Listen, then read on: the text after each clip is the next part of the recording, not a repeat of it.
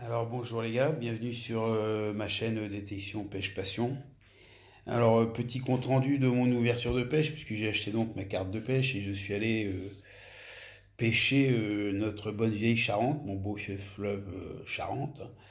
J'ai été à Cognac. J'ai été pêcher de 16 h à 18 h 30 en gros. Voilà, j'étais dans Cognac même. La pêche, c'était pas ce que j'attendais, mais j'ai quand même pris du poisson, hein. J'ai dû prendre à peu près ouais, une bonne quinzaine de poissons, hein. En gros, ouais, un peu plus de 15 poissons. J'ai réussi à avoir trois sortes de poissons différents. C'est pas forcément ce que je cherchais, mais bon, j'ai réussi quand même à être content, quoi. Je suis pas rentré bredouille, j'ai pas pris une quenelle. Voilà, alors je vais vous présenter les leurres que j'ai utilisées, hein, bien sûr. Donc j'ai utilisé, vu le contexte actuel de la Charente, pardon, vu le contexte actuel de la Charente, c'est-à-dire qu'elle vient de rentrer dans son lit. Là, on a eu à peu près 4-5 jours de beau temps. Il va repleuvoir, donc il y a moins de courant malgré les marées qu'il y avait.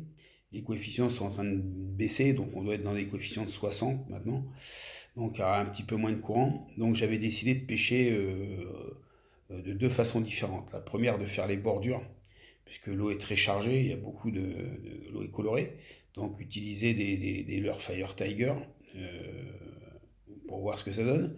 Et voilà, et faire deux styles de pêche. Un peu de pêche au leurre souple et un peu de pêche au leurre métallique. Alors le leurre métallique, c'est entre deux eaux, plus près du fond que de la surface. Et le leurre souple, c'était vraiment au fond, mais sur la bordure, d'accord, où je sais que ça accroche moins, parce qu'on n'est pas encore en période des herbiers, donc on peut encore tirer son épingle du jeu, et en montage texan.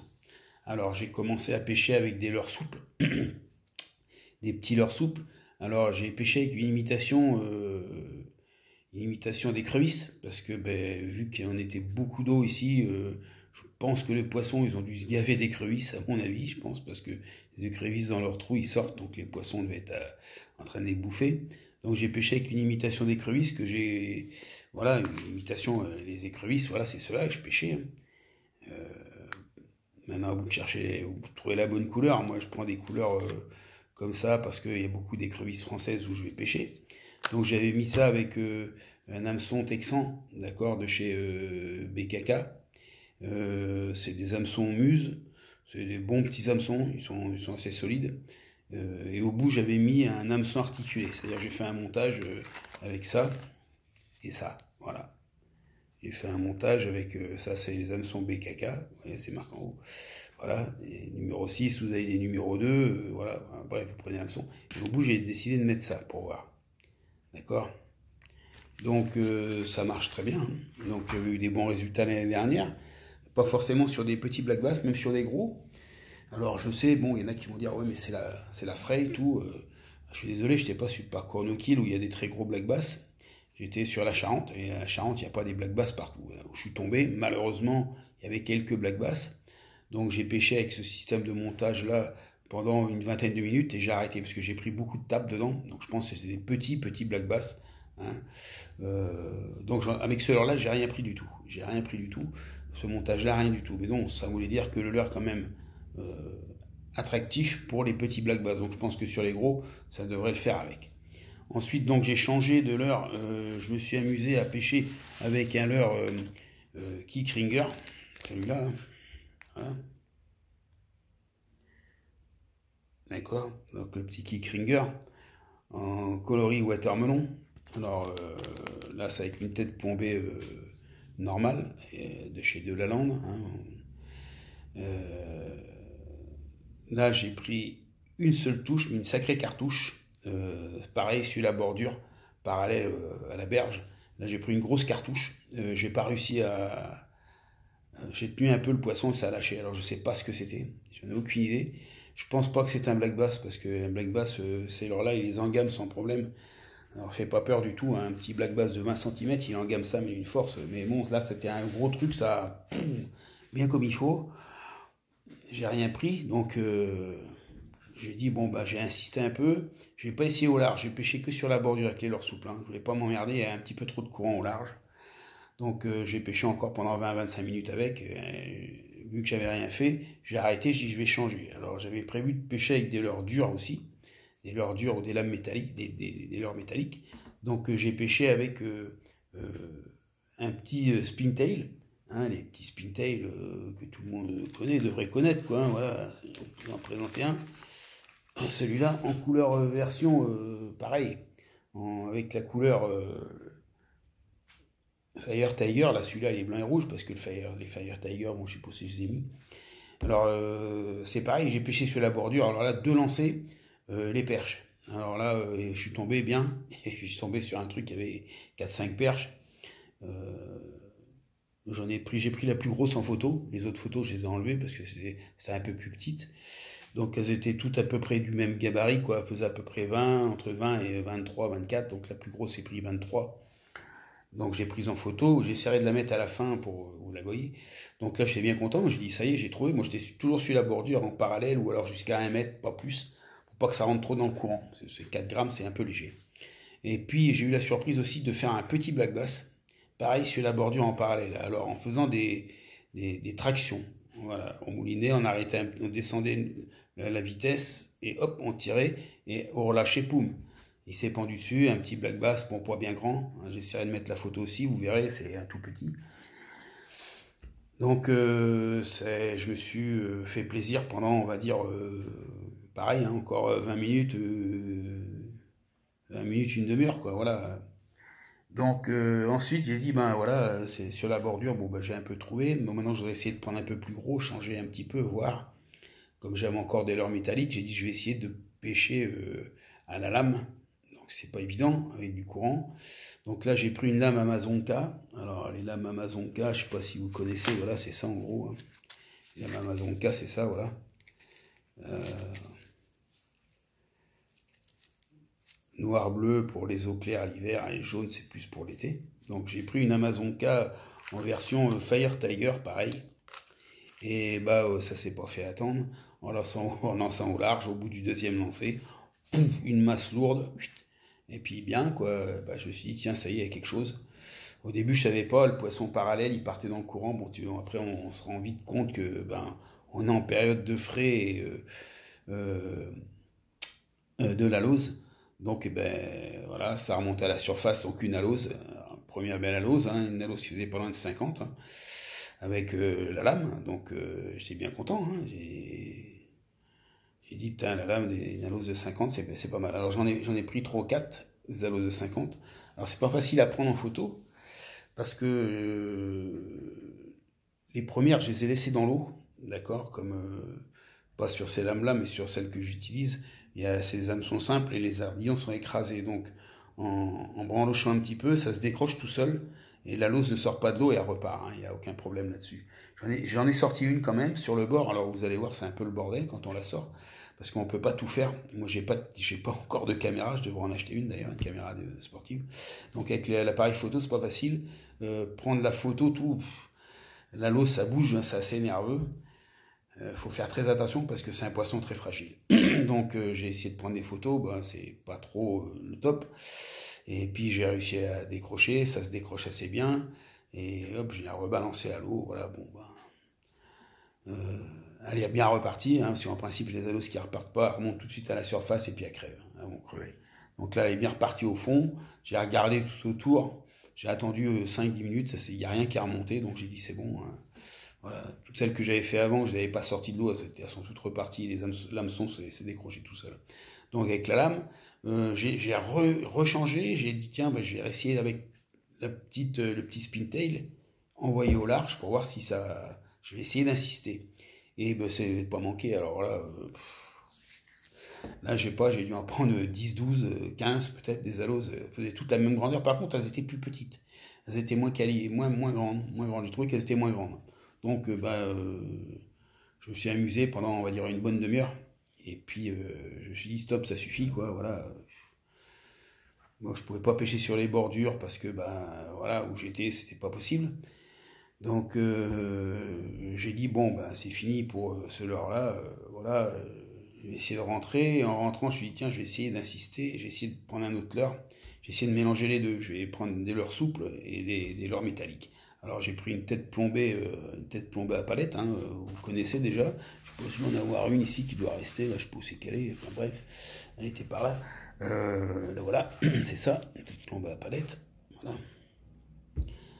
Alors là, au bout de ça, moi j'ai mis, bon, c'est pas celle exactement, hein, celle-là c'est pour un 3 pouces.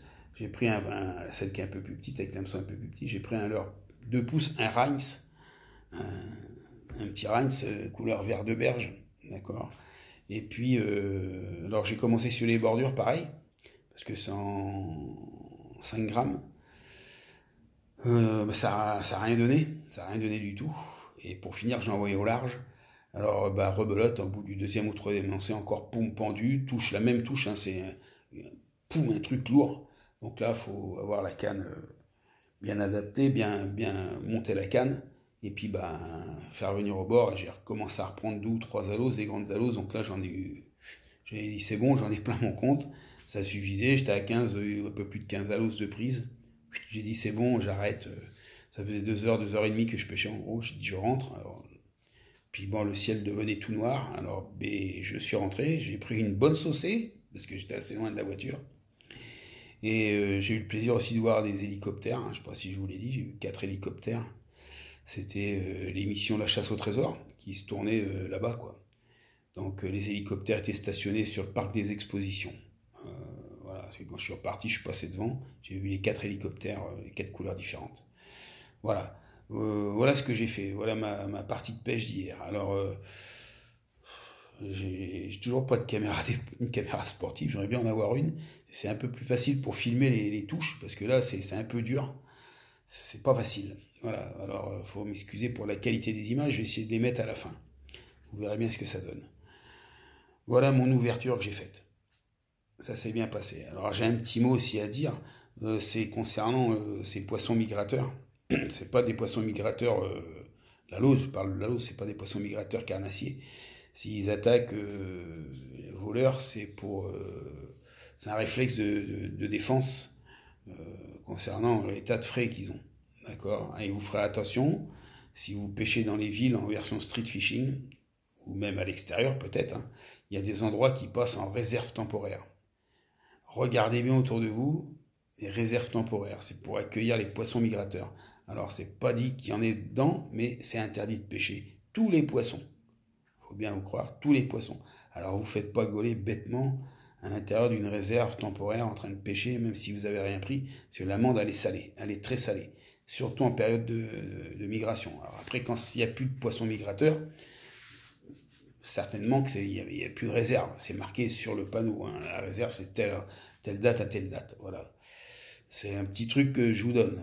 Voilà. Si vous avez un doute, ben, faites comme moi, vous téléphonez à la fédération du département et vous leur demandez à l'endroit où vous allez s'il y a des réserves, des trucs comme ça, parce que des fois, ben, il y a des petits malins qui s'amusent à enlever les panneaux, hein, les marioles, là. Bref, et voilà. C'est pareil quand on va pêcher le black bass sur le parcours no-kill, parce que l'année dernière, j'ai eu des réflexions là-dessus. Oui, tu as été pêcher des gros black bass pendant la période de frais. Ben non, j'ai pas été pêché pendant la période de frais, puisque j'ai pas pu aller à la pêche pendant quasiment 8 jours, parce que la fraie n'était pas terminée. La fraie avait du retard, elle n'était pas terminée. J'ai téléphoné 2 fois à la fédération du département où j'étais pêché, et 2 fois ils m'ont répondu que non, la fraie n'était pas terminée, donc je suis pas allé pêcher. Et la troisième fois j'ai téléphoné, ça faisait 10 jours quand même que j'attendais. C'est le technicien qui m'a répondu, qui m'a dit ok, on te donne le feu vert parce que nous on a été voir, les trucs ont été faits, il y a même des petits juvéniles, c'est bon, tu peux y aller. Voilà. Alors je sais qu'il y a des gens qui, c'est pas des réflexions qu'ils ont faites, mais bon, qui comprenaient pas. Moi je leur dis ce que je fais. Voilà, moi je vais là-bas, je téléphone avant de pêcher, que ça soit bien clair. Faut savoir que je prends pas le poisson. Alors. Puis sur les parcours no-kill, tous les poissons, faut les remettre à l'eau. Voilà, tous les carnassiers, enfin celui de Cognac au moins. C'était pour signaler. Qu'est-ce que je voulais dire d'autre? Ben voilà, je vous ai présenté ce que j'ai fait. Je voulais y aller aujourd'hui, mais là le temps s'y prête pas. C'est tout noir. Il pleut depuis ce matin là. Il y a une petite éclaircie, mais c'est tout noir. Je voulais aller faire un petit tour sur le parcours peut-être à Maran, ou alors sur La Rochelle, sur le canal de Roncé. Mais c'est partout pareil, hein. Donc on va rentrer en période de frais pour le black bass, pour le cendre, si c'est pas déjà commencé d'ailleurs. J'ai pas vu la température de l'eau, mais ça devrait pas être bien loin. Donc je vais pas m'arrêter de pêcher non plus parce que c'est les périodes de frais, hein. Chaque mois il y a une frais. Moi je m'arrête pas de pêcher. Le poisson, j'essaie de le remettre dans de bonnes conditions à l'eau. Il y en a qui sont pas contents. Bon bah écoutez, si vous n'êtes pas contents les gars, vous avez qu'à aller pêcher que dans les trucs privés. Ça personne ne pourra rien vous dire et surtout vous venez pas dans le truc public. On paye une carte de pêche, c'est pour pêcher, c'est pas pour regarder le poisson se frayer. Même si on respecte le poisson. Voilà.